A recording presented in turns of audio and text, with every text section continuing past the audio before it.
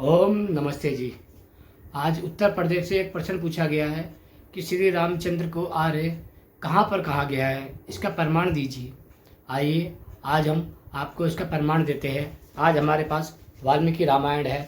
वाल्मीकि रामायण का बालकांड सर्ग 1 श्लोक नंबर 16 में उनको कहा गया है वह आर्य है।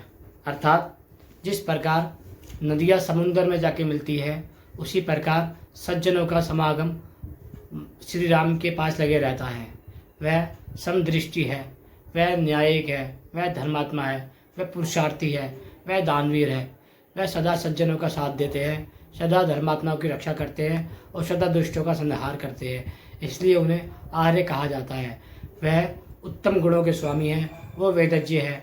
वह संसार में ऐसा कोई कार्य नहीं करते जिससे धर्म की हानि हो। वह साक्षात धर्म के रक्षक है। उनको ही साक्षात धर्म की प्रतिमूर्ति कहा गया है। अर्थात वह जीवन में अपने ऐसा कोई भी कार्य नहीं किया जो धर्म के विरुद्ध हो, इसलिए उन्हें धर्मात्मा मर्यादा पुरुषोत्तम कहा गया है। जब आप वाल्मीकि रामायण का अध्ययन करेंगे तो आप पाएंगे कि इनके बारे में नारद मुनि जी कहते हैं वह एक ऐसे योगी है जो सुबह शाम परमात्मा की उपासना करते हैं, वेद का अध्ययन करते हैं, वेद के प्रचार के लिए सज्जनों का सम्मान करते हैं, ऋषियों के सत्र लगाते हैं और उनको प्रचार के लिए दान देते हैं। अर्थात श्री रामचंद्र को दानी भी कहा गया है, धर्मात्मा भी कहा गया है, महात्मा भी कहा गया है, क्रोधा भी कहा गया है, वीरता का पुरुष भी कहा गया है, मर्यादित पुरुष भी कहा गया है। इसलिए श्री रामचंद्र के आदर्शों को हम आर्य मानते भी है, धारण भी करते हैं और उसको आचरण पे चलते भी हैं। इसलिए स्वामी दयानंद कहते थे कि श्री रामचंद्र के आदर्शों पे चलने वाला व्यक्ति एक आर्यवर्त की नींव रह सकता है। वही आर्य है जो आर्यवर्त की इच्छा रखे, न्याय से शासन करे और न्याय से ही समाज में सभी को एक दृष्टि से देखे। जो व्यक्ति समाज में फैली कुरीतियों को समाप्त करता है वह आर्य है।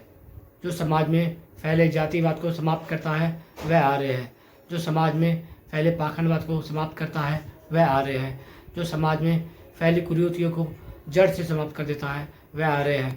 जो समाज में फैले धर्म के नाम पे आडंबर, अंधविश्वास, तंत्र क्रिया, ज्योतिष शास्त्र, ऐसी फलित ज्योतिष की नकली प्रचार विद्या है उसको समाप्त करता है और वेद का प्रचार करता है वह आर्य है। इसलिए संसार में आर्य ही श्रेष्ठ व्यक्ति को कहा जाता है। जो भी संसार का श्रेष्ठ व्यक्ति है वह आर्य है। चाहे वह आर्य भारत का हो, विदेश का हो, लोक का हो या परलोक का हो, वह कोई भी हो वह आर्य ही है। आर्य एक दृष्टि है, एक विचार है, एक सिद्धांत है। संसार का हर मनुष्य आर्य बनना चाहिए।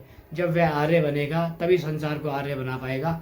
इसलिए मनुष्य को पहले आर्य बनना चाहिए, उसके बाद संसार को आर्य बनाना चाहिए। ओम नमस्ते जी।